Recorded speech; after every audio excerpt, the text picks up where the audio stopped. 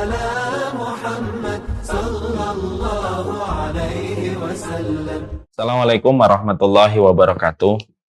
Innal hamdalillah wassalatu wassalamu ala Rasulillah wa alihi wa sahbihi wa man tabi'ahum bi ihsan ila yaumil qiyamah.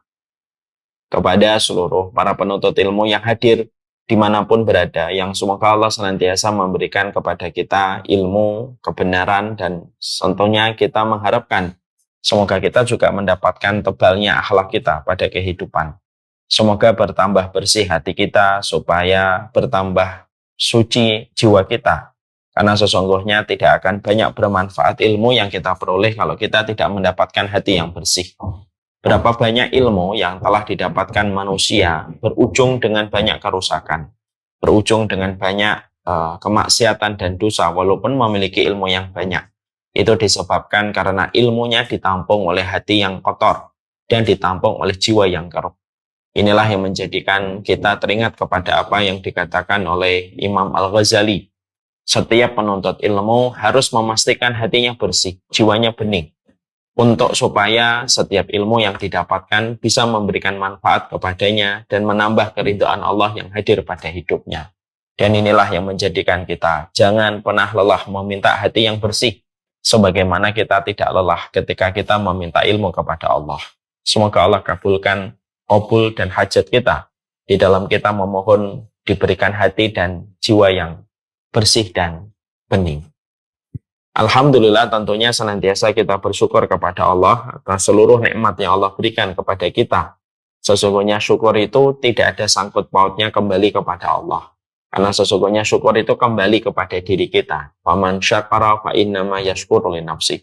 Orang yang bersyukur itu sebenarnya sedang bersyukur kepada dirinya. Karena kebaikan hidupnya, kualitas hidupnya dimulai ketika mereka senantiasa bersyukur atas apapun yang Allah berikan kepadanya.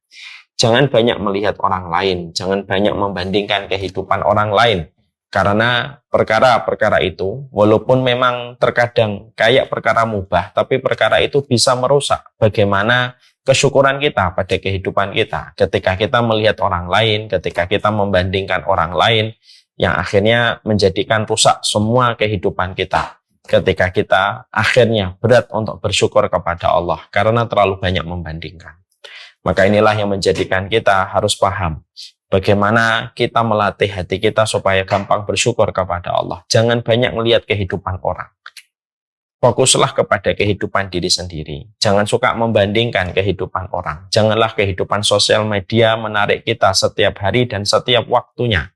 Karena sesungguhnya perkara itulah yang akan menghanguskan konsep di dalam hati kita bersyukur kepada Allah. Semoga kita senantiasa bersyukur kepada Allah setiap waktu, setiap saatnya. Dengan kita tidak terlalu membandingkan kehidupan kita dengan orang lain. Dan itulah yang menjadi harapan kita, insya Allah. Amin. Kita tentunya memahami betul bahwasanya hidup itu sederhana. Bahwasanya hidup itu adalah ketika kita memahami dari kacamata iman kita kepada Allah, maka hidup itu adalah bagaimana kita mencari keridhaan dari Allah. Itulah kesederhanaan hidup di dalam kehidupan orang yang beriman. Jadi orang beriman itu ketika menjalani kehidupan dan memberi makna pada kehidupan itu tidak ribet.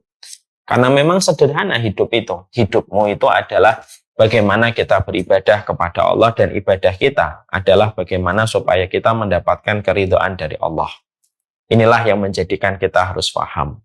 Sesederhana itulah kita memulai kehidupan kita ketika hidup itu adalah bagaimana kita mencari keridhaan dari Allah Subhanahu wa Ta'ala. Siapapun manusia yang mereka terus berupaya untuk mencari keridhaan dari Allah, maka sesungguhnya orang yang mencari keridhaan Allah itu akan merasakan ketenangan. Dia tidak akan pernah merasakan kekecewaan terlalu besar. Dia tidak akan pernah merasakan kegusaran di dalam jiwanya ketika dia itu senantiasa fokus bahwasanya kehidupannya itu adalah bagaimana dia itu mencari keridhaan dari Allah. Orang yang senantiasa pada hidupnya tidak ada yang dia inginkan kecuali adalah mencari keridhaan Allah.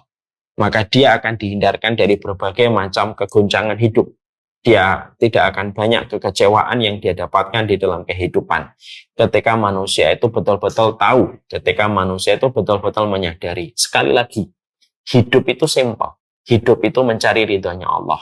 Tidak mencari ridho manusia, tidak mencari penilaian baik manusia, tidak mencari kepuasan dari setiap mulut manusia. Karena siapapun yang mampu melepaskan dirinya dari perkara-perkara ini, maka sesungguhnya Allah itu akan memberikan ketenangan pada hidup, dihindarkan dari berbagai macam kekecewaan yang melanda banyak manusia hari ini, disebabkan ketika mereka tidak menyederhanakan hidup mereka untuk mencari ridhonya Allah.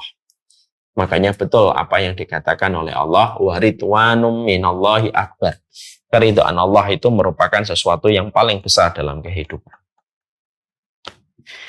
Ketika kita tahu betul bahwasanya kehidupan kita yaitu adalah bagaimana kita mencari keridhaan dari Allah Subhanahu wa taala, tentunya kita juga harus paham, mencari keridhaan Allah tidak bisa bermodal dengan kebodohan. Mencari keridhaan dari Allah itu tidak bisa bermodal dengan hanya semangat. Tapi mencari keridhaan dari Allah itu harus bermodal dengan ilmu. Dan itulah yang menjadikan kita akhirnya memahami kenapa kita membahas tentang 40 karakteristik mereka yang dicintai oleh Allah Subhanahu wa taala, karena tidaklah kita membahas materi ini 40 karakteristik mereka yang dicintai oleh Allah supaya kita bisa mendapatkan keridhaan Allah pada kehidupan ini, menyederhanakan kehidupan kita supaya kita tidak sibuk dengan makhluk tetapi kita sibuk dengan Khalik. Kita tidak sibuk dengan pandangan manusia tetapi kita sibuk dengan pandangan Rabb yang menguasai alam semesta. Nah, inilah yang menjadikan kita akhirnya mempelajari 40 karakteristik mereka yang dicintai oleh Allah. Pada pertemuan kita sebelumnya, kita telah menyempurnakan pembahasan cukup panjang tentang golongan yang ke-17. Golongan yang ke-17 yaitu adalah mereka yang senantiasa berbakti kepada orang tua mereka. Karena orang yang berbakti kepada orang tua, maka itulah orang-orang yang mendapatkan keridhaan dari Allah Subhanahu wa taala. Sekarang mari kita menuju kepada golongan yang ke-18. Golongan yang ke-18, apabila kita buka di dalam bukunya halaman 317. Kita tentunya paham sekali bahwasanya manusia itu merupakan makhluk sosial. Jadi sebelum kita membahas golongan yang ke-18, orang yang saling mencintai karena Allah. Ini merupakan salah satu di antara golongan orang yang mereka dicintai oleh Allah Subhanahu wa taala. Sekarang sebelum kita membahas panjang lebar tentang masalah ini, kita memberikan mukadimah terlebih dahulu. Maka yang pertama yang kita harus pahami adalah sesungguhnya manusia itu merupakan makhluk sosial. Karena memang interaksi manusia itu merupakan hajat kebutuhan paling primer pada kehidupan manusia. Yaitu adalah bagaimana setiap manusia itu mereka di dalam kehidupan mereka senantiasa berinteraksi. Tidak ada manusia di atas muka bumi ini yang mereka bisa hidup sendirian. Karena mereka memang diciptakan oleh Allah, defaultnya, fitrahnya itu adalah bagaimana manusia itu merupakan makhluk yang berinteraksi dan merupakan makhluk sosial. Kita tentunya paham bahwasanya ketika manusia itu merupakan makhluk sosial, tentunya kita membutuhkan teman, kita membutuhkan sahabat, kita membutuhkan pergaulan. Karena memang sejatinya ini merupakan kebutuhan basic dan kebutuhan primer pada kehidupan manusia. Maka sesungguhnya kita tahu betapa beratnya kehidupan kita apabila kehidupan kita tidak memiliki teman dan tidak memiliki sahabat. Tentunya perjuangan kita di dalam kehidupan itu menjadi berat kalau kita tidak memiliki teman dan tidak memiliki sahabat. Makanya kita bisa membayangkan, kita kalau pergi ke gunung sendirian, tentunya sangat tidak terasa nikmat perjalanan kita ke puncak gunung. Kalau tidak ada teman ngobrol. Kita pergi dari Bintaro ke Bekasi, dari Bekasi ke Bintaro, tidak akan nikmat perjalanan kita ke Bintaro dan ke Bekasi kalau kita tidak punya teman. Tapi ketika ada teman, ada sahabat yang menemani kita ketika pergi ke gunung, ketika kita pergi ke Bintaro, perjalanan itu menjadi berubah rasanya, menjadi nikmat. Perjalanan ke puncak gunung menjadi terasa ringan, perjalanan ke Bintaro menjadi terasa pendek ketika kita memiliki teman. Dan ketika kita memiliki teman ngobrol di dalam aktivitas yang kita lakukan. Maka itu menjelaskan kepada kita, Masya Allah, betapa besarnya kebutuhan manusia kepada pertemanan dan persahabatan. Islam di dalam Al-Quran itu mengakomodir ini. Makanya kita mendapati bahwasanya salah satu perintahnya Allah di dalam kehidupan kita itu adalah bagaimana kita disuruh untuk berkumpul bersama dengan orang-orang yang baik. Allah tidak pernah menyuruh kita seorang diri. Allah tidak menyuruh kita untuk masuk ke dalam rumah dan hanya hidup sendirian. Allah tidak menyuruh kita untuk pergi ke gua, lalu menutup gua itu dengan batu besar, lalu kita berdiam diri, bertapa di dalam gua itu. Enggak. Tapi justru Allah itu di dalam Al-Quran menyuruh kita untuk berkumpul sama orang-orang yang solih, yang banyak di dalam kehidupan kita bertakwa kepada Allah untuk memberi sebuah penegasan bahwasanya manusia itu tidak bisa sendirian. Manusia itu membutuhkan sahabat. Dan sesungguhnya orang solih pun masih membutuhkan orang lain dalam perjalanan ketakwaan dan ketaatan dia kepada Allah. Ya. Mari kita lihat pada surat At-Taubah ayat yang ke-119. Allah menyampaikan kepada kita pada surat At-Taubah surat yang ke-9 ayat yang ke-119. Allah mengatakan kepada kita, ya ayyuhalladzina amanu taqullaha wa kunu ma'as-shadiqin. Kita mendapati pada ayat ini Allah menyampaikan kepada kita, ya ayyuhalladzina amanu taqullah. Wahai orang yang beriman, bertakwalah kamu kepada Allah. Wa kunu ma'as-shadiqin, dan bersamalah dengan orang-orang yang mereka itu benar. Yang menarik adalah yang dipanggil pada ayat ini adalah ya ayyuhalladzina amanu, orang-orang yang beriman. Berarti ini merupakan panggilan agung. Karena setiap ayat yang dimulai dengan kata ya ayyuhalladzina amanu, maka itu merupakan panggilan agung. Lalu Allah menyampaikan, ittaqullah, bertakwalah kamu kepada Allah, wa kunu ma'as-shadiqin, dan bersamalah kamu dengan orang-orang yang benar. Di sini kita mendapati ada dua perintah, ada dua instruksi yang datang dari Allah. Yaitu adalah yang pertama, bertakwalah kamu kepada Allah. Yang kedua, bersamalah dengan orang yang benar. Kalau kita mentadaburi ayat ini pada ayat yang ke-119 surat At-Taubah, kita akan mendapati apa korelasi antara bertakwa dengan berkumpul sama orang-orang yang benar. Maka dijawab oleh para ahli tafsir. Karena ketakwaan kita tidak akan sempurna sampai kita berkumpul sama orang-orang yang benar pada kehidupan kita. Karena apa? Ketakwaan itu salah satu penumpangnya itu datang dari circle orang solih yang kita miliki di dalam kehidupan kita. Dan itulah maksud yang Allah sampaikan pada surat At-Taubah ayat yang ke-119. Ya. Makanya Masya Allah, tidak ada Nabi kecuali mereka ditemani dengan sahabat-sahabat mereka. Nabi Dawud ada Nabi Sulaiman, Nabi Ibrahim ada Ismail, ya, Nabi Isa ada kaum Hawariyun. Dan kita pula mendapati Rasulullah bersama dengan Abu Bakar, Umar, dan 10 sahabat yang dijamin surga. Bersama dengan para veteran-veteran Uhud dan veteran Badar. Itu menunjukkan kepada kita bahwasanya pertemanan itu tidak bisa kita skip dalam kehidupan kita. Bertakwa kepada Allah itu penopangnya ketika kamu mendapatkan teman-teman dan sahabat yang benar di dalam kehidupan mereka, karena bersama dan berkerumun bersama dengan mereka itu memberikan kepada kita ketakwaan dan memberikan kepada kita kekuatan. Makanya Masya Allah ya, orang yang sendirian itu gampang futur. Ibu coba aja, nanti ibu sendirian menjalani apa yang dijalani, karena merasa dirinya introvert, lalu tidak mau sama sekali berinteraksi sama orang lain, orang yang sendirian itu cenderung futur. Karena apa? Ketika turun semangatnya, tidak ada yang memberikan kekuatan, tidak ada yang memberikan nasihat, dan tidak ada insight yang dia bisa lihat kalau dia sendirian. Yang dilihat hanya dirinya terus. Tapi ketika seseorang itu bersama dengan orang lain, maka dia bisa mendapatkan kelebihan, dia bisa mendapatkan plus, nilai plusnya. Dia bisa mendapatkan nasihat, dia bisa melihat orang lain, dia bisa melihat role model kehidupan orang lain dalam ketakwaan. Kapan? Ketika dia bersama dan bersuat dengan banyak orang. Dan itulah yang menjadikan kita akhirnya paham. Iman itu tidak menjadikan kita seorang diri di dalam rumah. Iman itu menyuruh kita. Ketakwaan itu mengkondisikan kepada kita. Bertakwalah kamu kepada Allah. Dan berkerumun bersama orang-orang yang benar. Bersahabat dengan orang-orang yang benar. Karena itu merupakan satu kesatuan yang tidak bisa dipisahkan. Makanya akhirnya ketika kita memahami ini, akhirnya kita ngerti. Pantes kalau semangatnya yang ada di dalam Al-Quran dan semangat yang ada di dalam sunnah itu adalah bagaimana kita itu memiliki saudara-saudara dalam iman. Ya.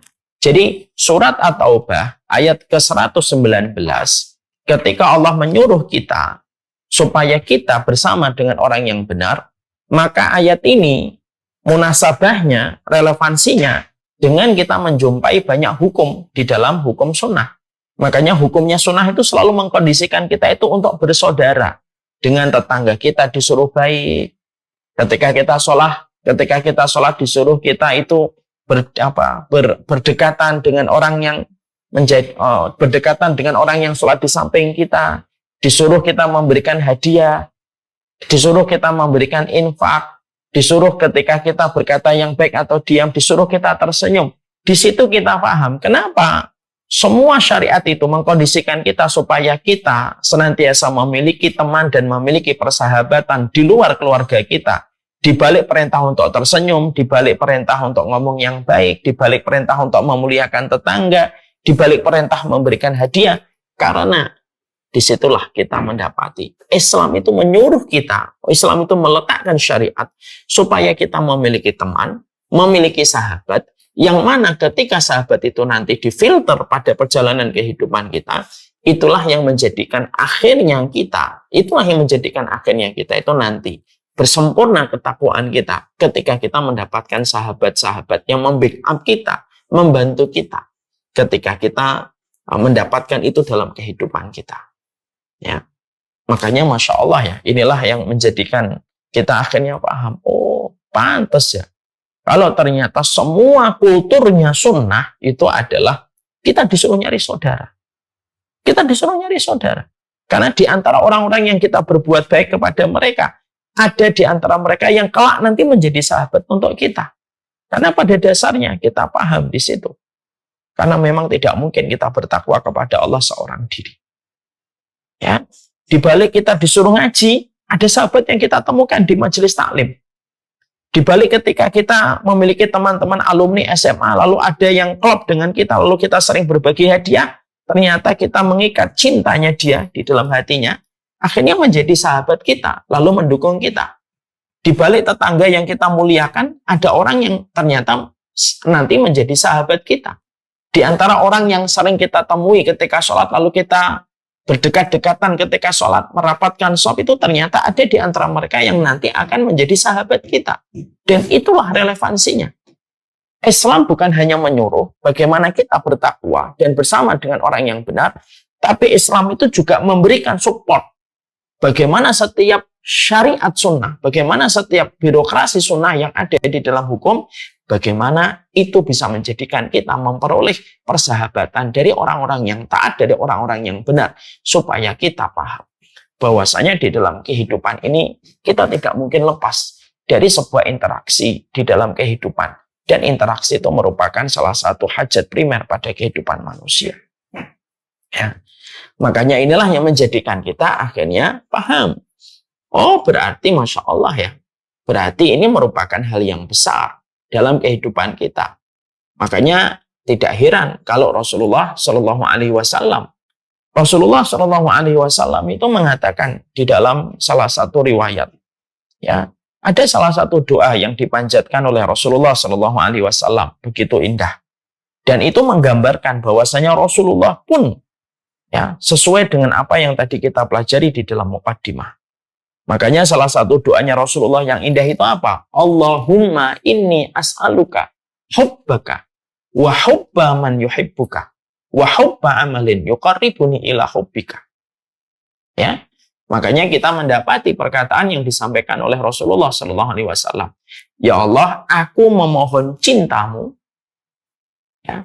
Dan aku memohon cinta orang yang mencintaimu, dan aku memohon amalan yang paling kau cintai yang mendekatkan kami kepada cinta. Yang menarik adalah ternyata yang nomor 2 yang menjadi permohonan baginda Nabi Shallallahu Alaihi Wasallam itu apa? Nabi memohon kepada Allah supaya diberikan cinta orang yang mencintai Allah. Artinya Nabi itu memohon supaya beliau itu dipertemukan dengan sahabat-sahabat yang solih. Padahal kita tahu bagaimana Nabi itu adalah orang yang paling bertakwa di antara seluruh manusia. Orang yang paling kuat dalam takwa, orang yang paling kuat dalam iman itu baginda Nabi Shallallahu Alaihi Wasallam. Tapi itu pun Rasulullah masih meminta kepada Allah supaya beliau diberikan cinta orang yang solih. Yang mana beliau meminta itu kepada Allah untuk memberikan kepada kita sebuah keterangan. Karena memang ketakwaan itu tidak bisa jauh dari sebuah persahabatan yang harus kita miliki di dalam membangun ketakwaan kita kepada Allah. Dan itulah sejatinya. Kenapa kita di dalam kehidupan ini tidak bisa lepas dari persahabatan yang harus kita miliki pada ibadah kita kepada Allah. Ya. Makanya akhirnya inilah yang menjadikan kita akhirnya paham. Ya. Jadi sebelum kita membahas tentang orang yang saling mencintai karena Allah, kita itu harus paham mukadimahnya. Oh, jadi ternyata Islam itu menyuruh kita berbuat baik, ngomong yang baik, itu supaya kita punya sahabat. Dan sahabat ini kita butuhkan dalam ketakwaan. Supaya, sekali lagi, tidak ada lagi orang yang berpikir takwanya dia itu bisa dilakukan sendirian. Tidak bisa. Supaya tidak ada lagi orang yang mengambil kesimpulan yang salah. Bahwasanya mengamalkan sunnah itu bisa dilakukan tanpa bantuan orang. Salah. Supaya orang itu bisa paham bahwasanya menuju ke surga itu tidak bisa dilakukan ketika seorang diri, tapi ketika dia bersama dengan orang yang saling menguatkan kepada Allah. Maka itulah yang sejatinya difahami oleh setiap orang yang beriman. Makanya menarik kalau kita kaitkan dengan pembahasan yang lebih luas lagi. Kita menjumpai dan kita mendapati bahwasanya kelak nanti di surga ada orang yang mereka memasuki surga bukan hanya karena sholatnya saja. Mereka nanti memasuki surga bukan hanya karena puasanya saja. Ada orang yang nanti memasuki surga bukan hanya karena hajinya saja. Tapi ternyata dalam hadis riwayat Imam Ahmad kita menjumpai ada orang yang mereka nanti memasuki surga itu karena pertemanan dan persahabatan yang dia miliki ketika di dunia. Dan ini semakin menjelaskan betapa besarnya kebutuhan kita kepada persahabatan. Ya, yang dibangun di atas ketakwaan kepada Allah. Makanya dalam satu riwayat yang sahih diterangkan, ketika manusia memasuki surga ini, saya yakin ibu-ibunya sudah sering mendengar hadis ini. Ketika manusia itu masuk lagi surga, maka mereka berada di dalam kenikmatan surga.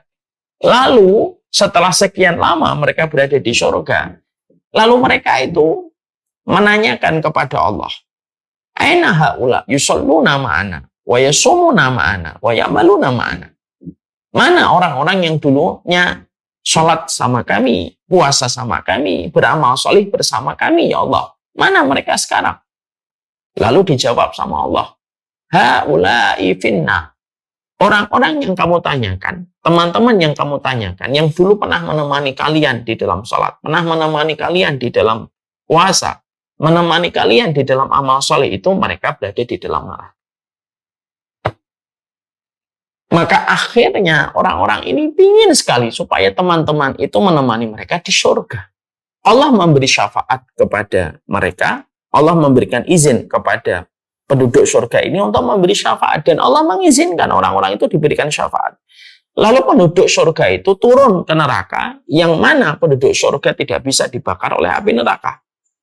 Lalu mereka mengeluarkan satu persatu orang yang pernah membersamai mereka di dalam ketaatan untuk dikeluarkan dari neraka menuju kepada surga. Ketika Allah mengatakan akhrijuhum mimman kana fi qalbihi misqala dinarin min iman. Keluarkan itu teman-temanmu apabila teman-temanmu memiliki keimanan seberat sekeping dari dinar.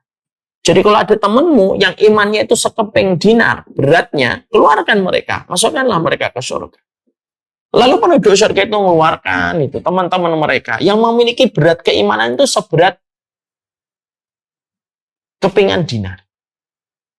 Lalu ketika sudah dikeluarkan itu ternyata masih tersisa. Tapi apalah daya, teman-teman mereka yang tersisa itu ternyata keimanan mereka tidak mencapai 1 keping dinar. Hanya setengah keping dinar. Lalu para penduduk surga itu ngeliatin teman-teman mereka yang tidak bisa mereka keluarkan. Allah tahu. Allah selalu sampaikan kembali firman yang kedua. Akhrijuhum mimman kana fi qalbihi nisfami sekali dinarit. maka keluarkan teman-temanmu yang apabila imannya baru mencapai setengah dari keping dinar. Setengahnya aja. Itu pun keluarkan. Akhirnya dikeluarkan. Akhirnya mereka memasuki surga. Hadis ini terkenal.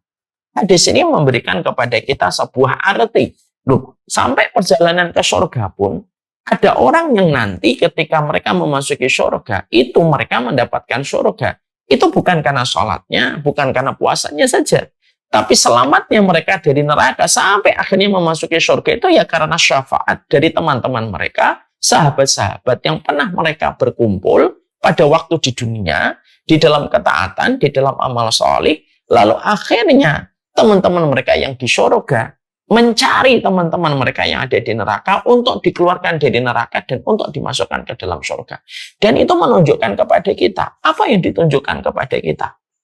Itulah dahsyatnya pertemanan yang dibangun di atas. Itulah dahsyatnya pertemanan yang ada di dalam agama Allah. Ya. Maka ini dalil surat At-Taubah 119 dan dalil dalam riwayat Imam Ahmad itu semakin menjadikan kita semakin harus sadar. Hidup tidak bisa sendirian. Jangan individualistis. Jangan egosentris. Lalu kita merasa bahwasanya ketakwaan kita itu bisa kita lakukan tanpa kita berkumpul sama orang. Tidak bisa, tidak bisa. Hatta Rasulullah sendiri ketika melakukan hijrah. Rasulullah itu ketika melakukan hijrah aja bersama dengan Abu Bakar.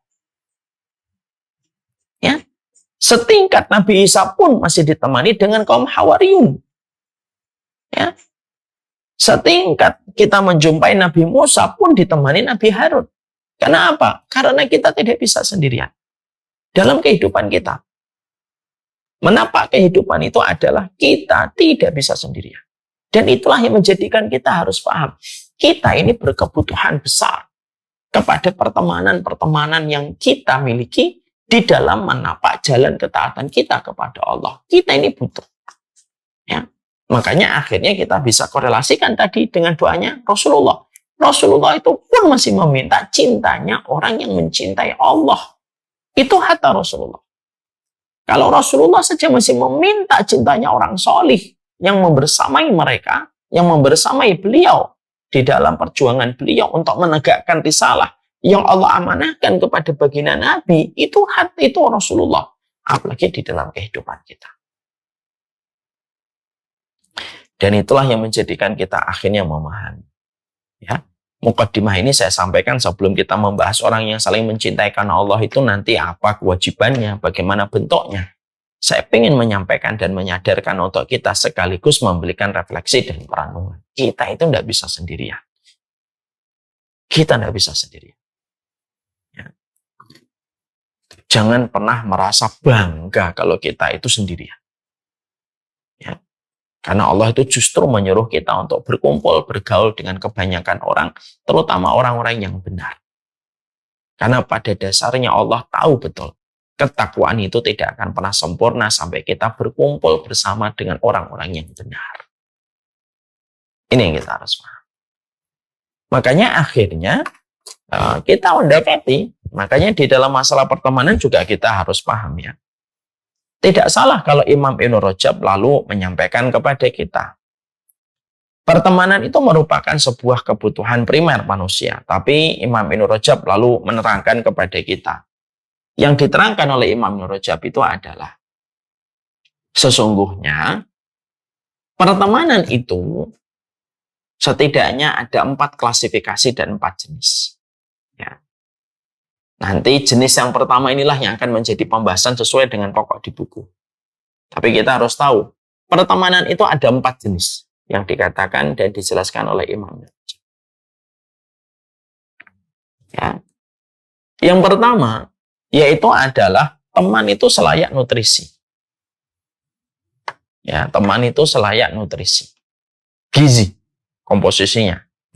Ada teman yang kita butuhkan di dalam perjalanan kita. Dan teman itu ada yang pertama, kata Imam Ibnu Rajab itu selayak nutrisi dan gizi. Ini adalah teman dengan kriteria orang yang sholih, orang yang taat, orang yang berakhlak dengan akhlak yang mulia. Inilah yang disebut dengan teman yang berkategori dan berkriteria dia itu selayak nutrisi dan gizi. Kita semuanya harus punya teman ini. Yang pertama ini harus punya. Kita harus punya teman ini. Karena ini merupakan teman yang betul-betul memberikan nutrisi dan gizi. Kita bisa membayangkan kalau kehidupan kita tidak memiliki nutrisi dan gizi. Kita ini condong penyakitan dan berbagai macam penyakit serius itu akan datang menghampiri. Naudzubillah min dzalik. Teman yang dikatakan oleh Imam Ibnu Rajab, yang pertama teman selayak nutrisi dan teman selayak gizi itu adalah teman yang betul-betul memberikan kepada kita ketaatan kita, mendukung kebaikan kehidupan kita, memberikan atmosfer kita untuk terus istiqomah di dalam ibadah kita kepada Allah. Ini teman yang dikatakan sebagai nutrisi dan gizi. Teman kriteria yang pertama ini, minimal kita harus memiliki 40 orang. Minimal 40 orang. Tidak usah terlalu banyak, 40 aja, paling minim. Ya. Yang mana kita betul-betul tahu bagaimana ketaatan mereka, kesolihan mereka, dan bagaimana ketakwaan mereka yang tidak tercampur dengan kesyirikan, maka sesungguhnya kita butuhkan. Kenapa? Mereka yang akan menarik kita menuju kepada kebaikan sebagaimana ketaatan dan kesolihan yang mereka miliki. Makanya bahasa Arabnya teman itu sahib. Kenapa kok di dalam bahasa Arab teman itu sahib? Karena sahib itu sahib. Karena yang namanya teman itu menarik. Teman itu menarik. Kalau teman kita solih, maka menarik kita kepada ketaatan. Kalau teman kita berkriteria nutrisi dan gizi, maka akan terus memberikan kebaikan untuk kita. Nah, kriterianya itu 40. Kenapa harus ada penyebutan kata 40, Ustaz?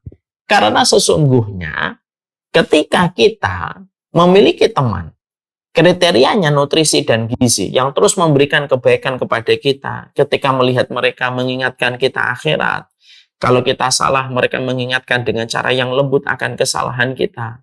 Mengingatkan kewajiban kita kepada Allah. Mengingatkan perjalanan kita adalah menuju ke akhirat.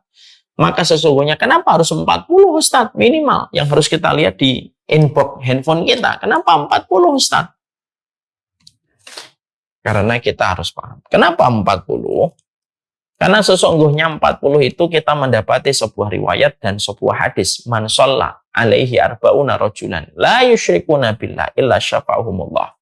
Karena kita mendapati perkataan dari baginda Nabi, siapapun yang mati disolatkan 40 temannya yang beriman kepada Allah, tidak berbuat syirik kepada Allah, kecuali 40 orang ini bisa memberi syafaat kepada orang yang disolatkan oleh mereka. Ibu meninggal, saya meninggal. Ada 40 orang solih yang datang, dia tidak pernah berbuat syirik, yang menjadi teman kita. Dia tahu kita tahu mereka. 40 orang itu berdiri, membentuk 3 shaf ketika mensolatkan sholat jenazah kepada kita. Jumlahnya 40 orang itu memberikan syafaat kepada orang yang disolat. Itu teman sebagai nutrisi. Kita butuh sekali itu. Ya. Ini kebutuhan basic pada kehidupan kita. Makanya minta sama Allah. Ya.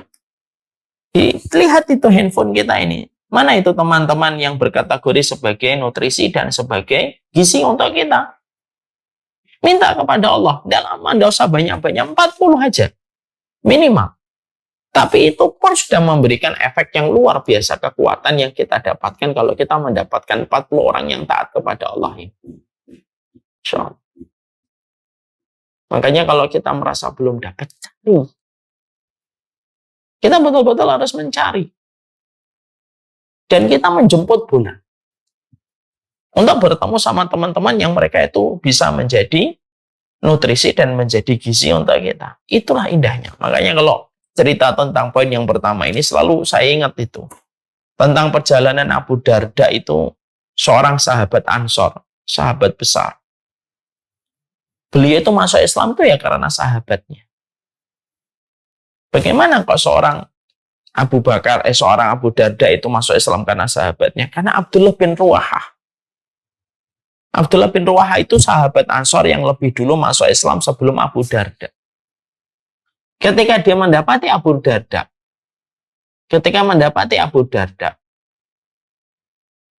beliau masih dalam kondisi jahiliyah dan belum beriman kepada Rasulullah. Abdullah bin Ruwahah itu datang ke rumahnya Abu Darda ketika Abu Darda sedang di pasar.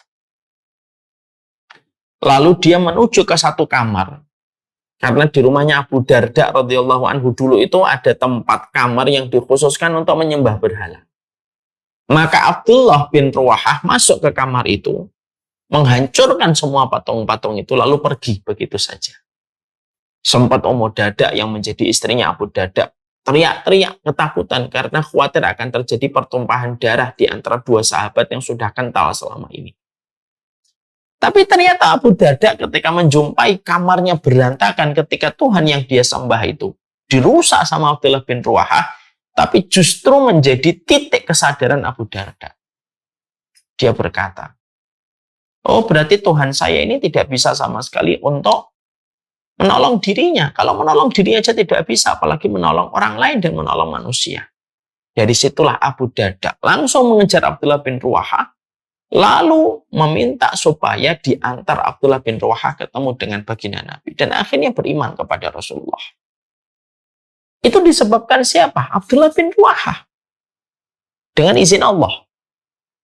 Kita juga mendapati di banyak komunitas taklim, ada pengurus taklim itu yang akhirnya mereka jadi orang yang ikut kajian ya karena kesabaran dari sahabatnya. Sahabatnya menunggu. Ya. Ketika sahabatnya menunggu, maka akhirnya sahabat yang satunya ini akhirnya tertarik dan akhirnya belajar ilmu syar'i. Disebabkan karena kesabaran sahabatnya yang lebih solih terlebih dahulu untuk menunggu temannya. Dan itulah nilai kemuliaannya. Ya, saya ingat betul ada sebuah kisah nyata ya. Bagaimana ada dua orang yang telah bersahabat cukup lama, yang mereka senantiasa ikut party-party, mereka kemana-mana dan dugem kemana-mana, sampai akhirnya salah satunya hijrah lebih dulu. Akhirnya dia bertobat dan tidak ingin pada kehidupan semacam itu. Yang satunya masih party-party, masih dugem-dugem. Yang satunya terus mengirimkan undangan-undangan kajian kepada temannya yang masih party-party. Berulang-ulang ini sahabatnya mendapatkan undangan, tidak pernah merespon undangan tersebut. Sampai akhirnya pada satu waktu ketika sahabatnya yang masih party-party ini jatuh kepada titik nadir, lalu akhirnya dia merenung, lalu tiba-tiba pada saat yang sama bersamaan dia mendapatkan undangan kajian, lalu ikut kajian. Lalu akhirnya menjadi titik awal baginya untuk mengaji dan titik awal baginya untuk hijrah. Disebabkan karena keteguhan dan istiqomahnya seorang sahabatnya yang lebih dulu ngaji dan tidak pernah lelah untuk mengirimkan undangan kajian kepada sahabatnya yang masih party-party. Itu menjelaskan kepada kita, itulah dahsyatnya kalau kita memiliki teman dengan kriteria, kata Imam Ibnu Rajab. Yang pertama itu kriterianya itu kayak nutrisi dan gizi. Maka menguntungkan. Berteman sama orang soleh itu tidak pernah merugikan. Jadi berteman sama orang soleh itu tidak pernah memberikan kerugian kepada kehidupan kita. Makanya betul kata Ibnu Qudamah, adamul istighna bisuhbati sholihin. Orang mukmin itu adalah orang yang tidak pernah kenyang berteman dan bersahabatkan dengan orang yang solih. Ya. Karena kita mendapati Abu Darda menjadi salah satu sahabat besar di kalangan Ansor itu karena apa yang dilakukan oleh Abdullah bin Ruwahah. Abdullah bin Ruwahah yang mengajaknya. Dan kita mendapati itulah sahabat. Cita rasa gizi dan cita rasa nutrisi. Memberikan kekuatan untuk kita di dalam kebaikan kita beriman kepada Allah. Kalaupun ada yang salah, mereka tahu cara mengingatkan dengan cara yang lembut. Mereka ngerti bagaimana cara mengingatkan yang lembut dan baik untuk kita. Ya, saya jadi teringat lagi kepada kepada sahabat Salman dan Abu Darda. Sahabat Salman dan Abu Darda itu kan Masya Allah. Sahabat Salman dan Abu Darda ini mereka dipersahabatkan oleh Rasulullah. Kayak Sa'id bin Rabi dengan Abdurrahman bin Auf. Dipersaudarakan oleh Allah Subhanahu wa Ta'ala. Dipersaudarakan oleh Rasulullah Sallallahu Alaihi Wasallam. Ya. Maka pada saat itu Salman mendapatkan curhat dari istrinya Abu Darda. Istrinya Abu Darda itu berkata, sahabatmu itu Kalau malam sholat tidak pernah tidur. Tidak pernah mencampuri saya. Dia sudah meninggalkan dunia. Dan tiap waktu dia puasa. Salman yang saat itu mendengar curhatan dari Ummu Darda. Maka beliau ingin mengingatkan Abu Darda, tapi dengan cara yang baik. Tapi sebelum mengingatkan, Abu Salman itu meminta izin untuk menginap di rumahnya Abu Darda. Kenapa? Dia ingin melihat buktinya benar atau tidak. Karena Salman ini termasuk orang yang menghakimi sahabatnya dengan apa yang dilihat, bukan dengan apa yang didengar. Insya Allah. Kan banyak orang tuh terkadang ada orang sudah lama bareng-bareng.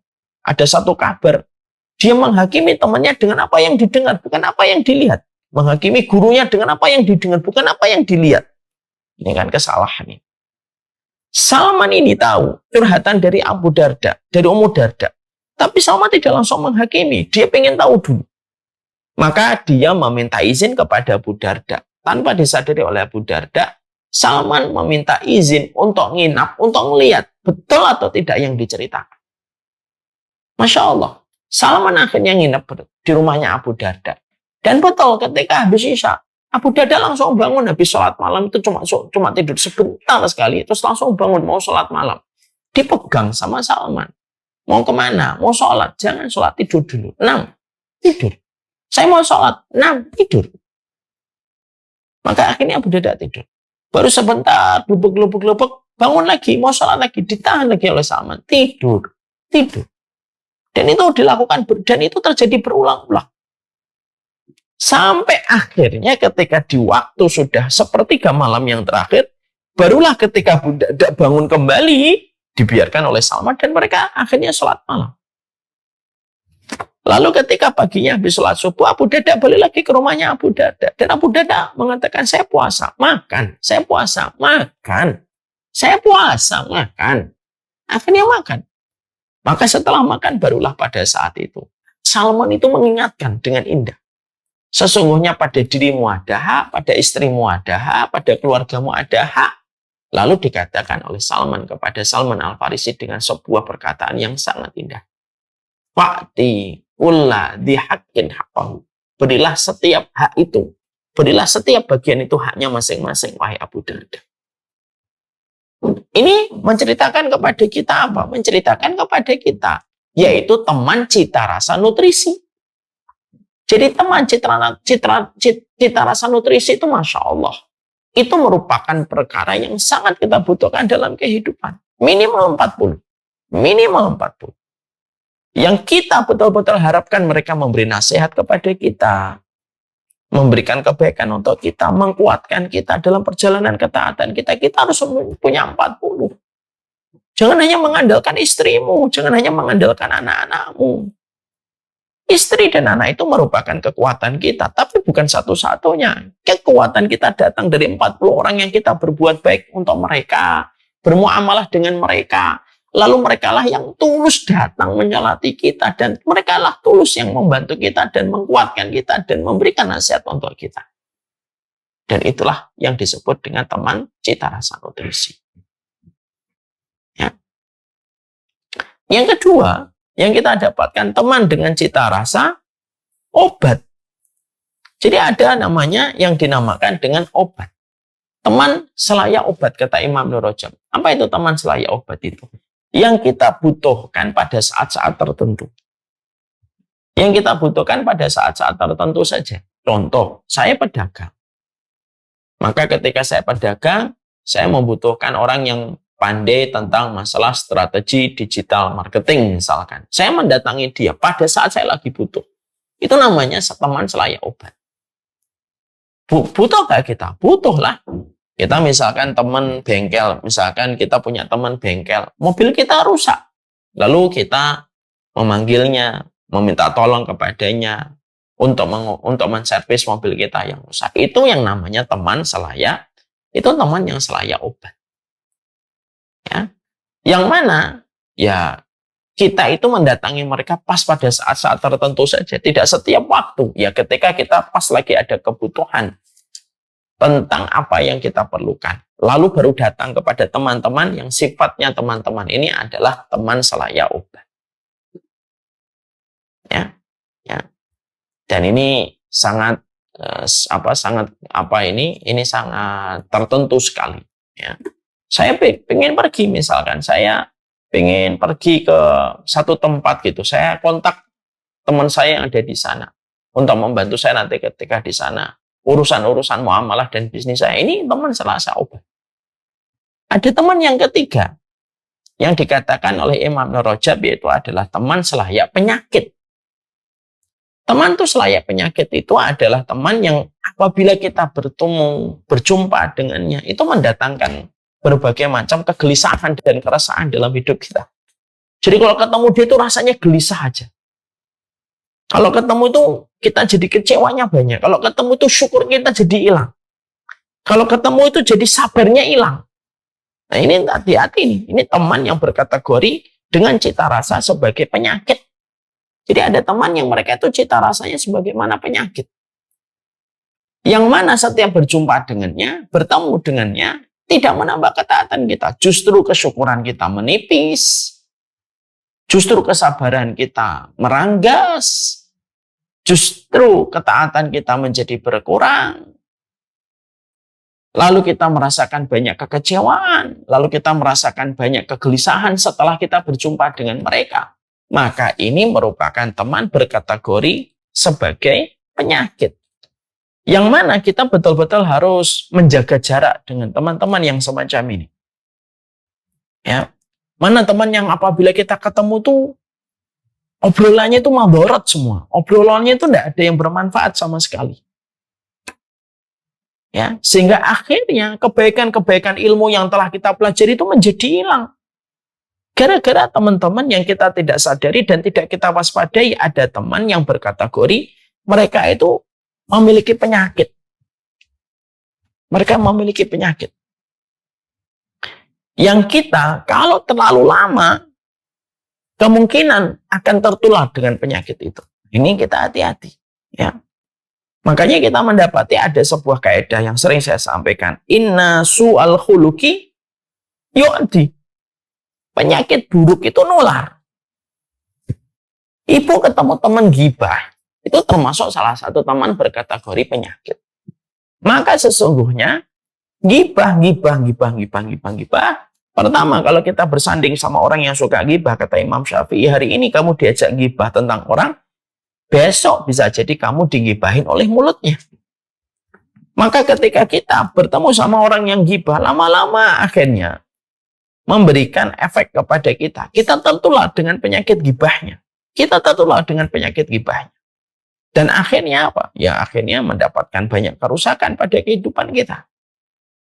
Kita berjumpa dengan seorang perempuan yang selalu membicarakan tentang kekurangan suaminya. Walaupun suaminya telah berbuat yang terbaik semampunya. Tapi kita mendapati teman kita ini tidak pernah merasa puas dengan kebaikan suaminya. Ceritalah kekurangan-kekurangan suaminya terus. Lama-lama kita juga akhirnya melihat suami kita ini kurang. Kenapa? Karena terbiasa mendengar orang yang menyebutkan kekurangan-kekurangan suaminya. Mungkin 1 kali, 2 kali, 3 kali pertemuan mungkin dia belum terasa. Tapi sudah 5 kali, 6 kali, 7 kali, dia akhirnya mulai berpikir, iya nih suami saya ini juga banyak ini problemnya dalam kehidupan keluarga. Karena bisa jadi ada orang yang asalnya baik-baik saja, tapi setelah ketemu teman itu menjadikan setelah bertemu itu menjadikan dia itu memiliki banyak sekali problem. Karena apa? Karena mendapatkan input dari teman yang diajak ngobrol dengan berbagai macam perspektif yang disampaikan teman itu. Kalau kategorinya sudah penyakit, ya hilang sabarnya, hilang ridhonya, hilang komitmennya. Disebabkan apa? Disebabkan karena teman yang ada di sampingnya berkategori sebagai penyakit. Ya. Kita ketemu sama orang, suka menghujat orang lain, suka mencela orang lain. Ya, lama-lama kita akan menikmati hujatan dan celaan kita kepada orang lain itu. Sebagaimana kita menjumpai ada teman kita mencela dan menghujat. Ya. Ada yang keempat, yaitu adalah teman, kata Imam Ibnu Rajab, yang berkategori teman itu sebagai racun. Yang mana berkategori racun itu artinya adalah teman ini ketika kita berjumpa dengannya, bisa menyesatkan pikiran kita. Bisa menjadikan kita ragu dengan akidah kita kepada Allah. Bisa menjadikan kita ragu terhadap sunnah. Bisa menjadikan kita ragu terhadap perkara akhirat. Ini merupakan teman yang racun. Sifatnya racun, kenapa? Yang diserang perkara-perkara pokok. Sini ya, saya itu tidak beriman sama hari akhir. Lalu ini kalau sudah semacam ini, maka ini berkategori teman yang mereka itu menjadi racun. Ya. Makanya akhirnya dari klasifikasi yang disampaikan oleh Imam Ibnu Rajab itu menyampaikan kepada kita bahwasanya pertemanan itu tidak bisa dipisahkan. Mana yang tidak bisa dipisahkan? Minimal nomor 1 dan 2. Kita membutuhkan teman dalam kehidupan kita, yaitu teman selayak nutrisi, dan kita membutuhkan teman yang selayak menjadi obat. Dan hati-hati terhadap teman yang berpotensi menjadi penyakit pada kehidupan kita. Ya. Kenapa? Ya karena memang kita tidak bisa lepas dari pengaruh itu. Kita tidak bisa lepas dari kebutuhan kita kepada teman yang selayak nutrisi dan selayak obat dalam kehidupan kita. Makanya akhirnya disinilah yang menjadikan kita akhirnya mengerti. Oh, Masya Allah ya. Berarti memang persahabatan itu memang salah satu pilar dalam kehidupan agama kita. Itu membutuhkan persahabatan. Pilarnya itu adalah persahabatan. Jadi pilar iman itu salah satunya persahabatan. Sehingga akhirnya kita paham. Ya, di dalam kehidupan kita menjalankan ketakwaan kita kepada Allah itu.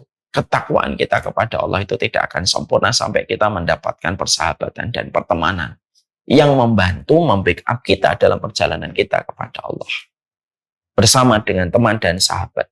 Seberat apapun masalah itu akan ringan dijinjing, ringan dipikul ketika kita mendapatkan seorang sahabat. Makanya Rasulullah SAW tadi saya mengatakan sampai ketika dalam perjalanan hijrah. Rasulullah itu ketika hijrah, Rasulullah pun ditemani dengan Abu Bakar untuk memberi arti bahwasanya agama kita tidak akan bisa kita pikul seluruh amanahnya dan tanggung jawabnya kecuali bersama dengan orang dan sahabat yang menemani perjalanan kita menuju kepada Allah. Ya. Makanya setelah kita memahami ini, tentunya yang kita lakukan itu apa? Ya.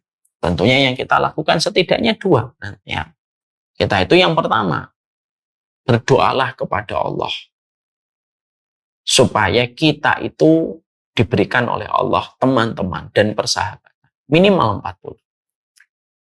Minta sama Allah, ya Allah, aku meminta kepadamu teman-teman yang salih, ya Allah, teman-teman yang akhlaknya baik, mengerti tentang kekurangan saya, memahami tentang udzur saya, mampu memberikan nasihat dengan cara yang baik untuk saya. Minta sama Allah, minta sama Allah, ya. Memohon kepada Allah Subhanahu wa Ta'ala supaya kita mendapatkan itu. Kalau kita merasa bahwasanya mana ini yang betul-betul nanti temannya menjadi nutrisi, mintalah sama Allah dalam doa, ya Allah, tunjukilah mana teman-temanku yang akan menjadi nutrisi untukku. Aku memohon kepadamu cintamu dan cinta orang yang mencintai. Mohon sama Allah. Ya, karena harga dari pertemanan yang semacam ini itu mahal sekali. Makanya Hasan al-Basri itu mengatakan, ikhwanuna aghla min ahlina, fa inna ikhwanana yudakkiruna anil akhirah, fa inna ahlana yudakkiruna anid dunya. Teman-teman kami, sahabat-sahabat kami dalam agama, itu lebih mahal daripada saudara kami. Karena saudara kami, karena keluarga kami, hanya mengingatkan kami tentang dunia. Keluarga itu hanya mengingatkan kami tentang dunia. Tapi saudara kami, teman-teman kami, di dalam agama ini, di dalam keimanan, itu mengingatkan kami tentang urusan akhirat. Itu kata Hasan al-Basri. Itu menunjukkan kepada kita, kalau ada orang, kok tidak mendapatkan 40 orang yang menjadi nutrisi baginya. Ada yang pincang pada kehidupan iman. Ada yang pincang pada kehidupan imannya. Kalau sampai dia tidak mendapatkan 40 orang yang membantunya dalam menapak perjalanan menuju kepada Allah. Orang kalau sudah nggak dapat 40 ini gampang stres, gampang kecewa, gampang marah-marah. Mintalah sama Allah supaya Allah itu memberikan itu di dalam kehidupan kita. Yang kedua, ketika kita ingin mendapatkan teman yang cita rasanya nutrisi, ketuk pintu rumahnya untuk meraih kedekatan dengannya. Artinya, ya jemput bola. Ya. Artinya bahwasanya kalau kita, ketika kita berkumpul ketika kita ingin mendapatkan sikap dari persahabatan yang sholih, maka yang kita lakukan itu apa? Yang kita lakukan itu adalah bagaimana kita pada saat itu betul-betul proaktif. Kita jemput bola. Tidak bisa kita ingin mendapatkan persahabatan, lalu kita itu menunggu operan bola yang datang kepada kita. Tidak bisa. Kamu yang datang, kamu yang mencarinya, kamu yang membuka hati, kamu yang memberikan hadiah kepadanya, kamu yang bersabar di dalam berinteraksi bersamanya. Dan itu merupakan salah satu hal yang kita harus lakukan. Ya. Makanya akhirnya inilah salah satu di antara kesalahan banyak manusia ketika mereka ingin mendapatkan persahabatan dari orang sholih, tapi mereka tidak pernah berusaha untuk mencari dan menjemput bola. Ya tidak bisa lah. Makanya Allah mengatakan kepada kita pada surat Al-Kahfi ayat yang ke-28. Wasbir nafsaka ma'alladina yad'una rabbahum bil ghadati wal asyi yuriduna wajhah. Sabar kamu sama orang yang solih yang mereka senantiasa menyeru kepada Rabb-nya pagi dan sore. Jadi kita ini diperintahkan untuk sabar bukan hanya kepada orang zalim, bukan hanya kepada pendosa, tapi kita disuruh sabar sama orang solih. Kenapa Allah itu menyuruh kita sabar sama orang solih di dalam surat Al-Kahfi 28? Karena kalau bukan kita yang melapisi dengan kesabaran bersama orang solih, mungkin orang solih itu tidak akan pernah kenal dengan kita. Walinya Allah itu harus dijemput, didatengin. Dan kita yang betul-betul mengkondisikan, kalau ibu-ibu melihat suaminya, pergaulannya terus memiliki pergaulan-pergaulan yang hanya mengingatkan tentang dunia dan hobi, terus ibu harus menjadi support system untuk mengingatkan. Suaminya itu harus berteman dan bersahabatkan dengan orang solih. Yang betul-betul bersahabat, bukan hanya sekedar formalitas, kenal namanya. Tapi betul-betul bersahabat. Lalu kita mengkondisikan diri kita bersabar bersama dengan orang solih itu. Karena apa? Ya karena mendapatkan teman yang memiliki cita rasa nutrisi dan gizi itu kalau tidak kita sabar ya kita pasti akan sering meninggalkannya. Apalagi kalau ada kecewa. Makanya dijemput bola. Kita yang proaktif mencarinya. Kita yang proaktif kita yang proaktif bagaimana bermuamalah dengannya. Sampai betul-betul cocok kalau kita memang betul-betul mendapatkan orang ini ada ketakwaan dan ada akhlak mulia. Dan itulah yang sejatinya harus dilakukan. Jadi harus dicari. Didatengin rumahnya. Gimana sih kita ingin mendapatkan surga tapi kita nggak pernah datang ke tempat guru, tempat ustadz, tempat wali-walinya Allah. Kita nggak pernah mendatanginya. Lalu kita pingin supaya nanti akhirnya, nanti langsung kita ketemu di surga. Ya tidak segampang itulah.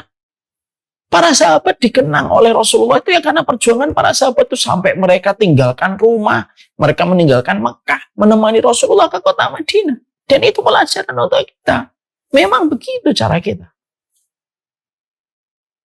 Harus sabar. Saya memiliki circle teman yang dikatakan oleh Imam Nur Rajab teman yang berkategori sebagai nutrisi dan gizi itu 40. Ya kita yang harus sabar. Kita WA, kadang telepon nggak dijawab. Ya kita harus sabar. Kenapa? Ini harus dijemput. Tidak bisa menunggu bola. Kita yang proaktif. Kita datangin pondoknya. Kita kalau mampu bawa keluarga kita. Diperkenalkan anak-anak kita dengan keluarga mereka. Ngobrol kita dengan mereka.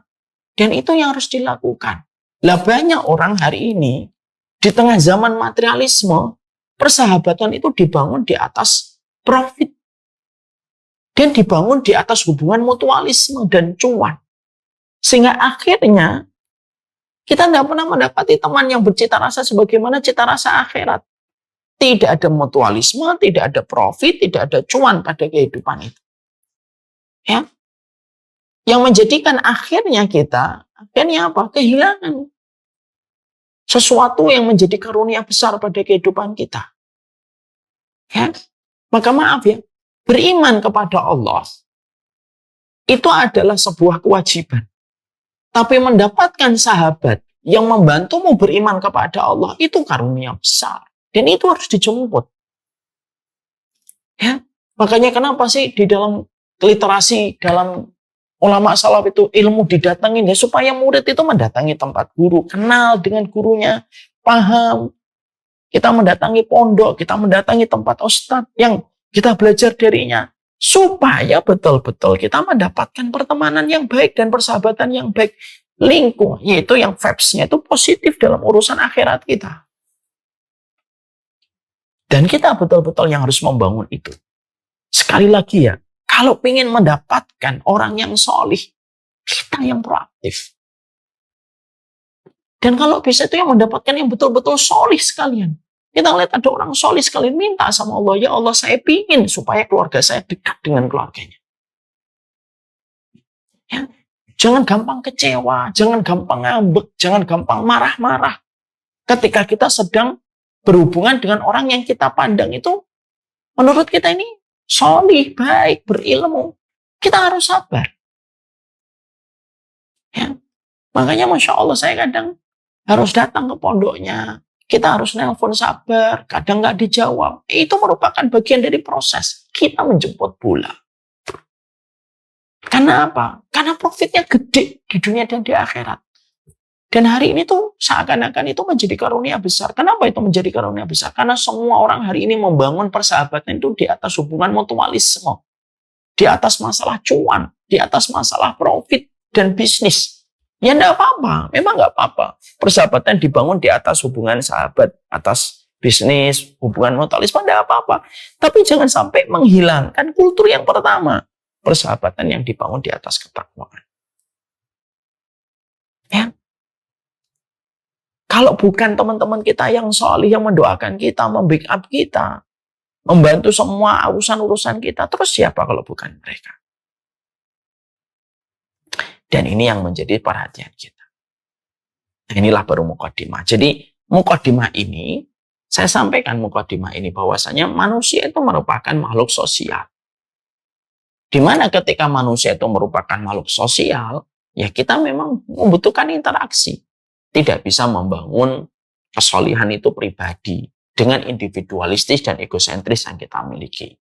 Kita juga mendapati bagaimana Allah menyampaikan di dalam surat At-Taubah ayat yang ke-119. Ya ayyuhalladzina amanu taqullaha wa kunu ma'as-shadiqin. Wahai orang yang beriman, bertakwalah kamu kepada Allah dan bersamalah dengan orang yang benar. Di mana perintah ketakwaan bersanding dengan perintah berkumpul sama orang yang benar. Karena apa? Ketakwaan itu ketika kita memiliki lingkungan yang membantu kita untuk menyempurnakan ketakwaan kita kepada Allah. Kita akhirnya paham ya, semangatnya kitabullah dan semangatnya sunnah itu. Kenapa kita disuruh berbuat baik sama tetangga, ngomong yang baik, memberi hadiah, dan sederet yang lainnya. Untuk apa? Supaya kita memiliki tambahan-tambahan amunisi, teman dan sahabat yang bisa membantu kita. Dan bisa menjadi sahabat kita mungkin di waktu mendatang. Untuk menguatkan kita di dalam perjalanan hidup. Imam Ibnu Rajab berkata, sesungguhnya berteman itu cita rasanya dan klasifikasinya ada 4. Ada teman yang cita rasanya adalah nutrisi dan gizi. Ada teman yang cita rasanya sebagaimana obat. Ada teman yang cita rasanya sebagaimana penyakit. Dan ada teman yang cita rasanya racun. Dan kita memerlukan 1 dan 2. Teman bercita rasa nutrisi dan gizi. Dan teman klasifikasinya adalah sebagai obat untuk kita.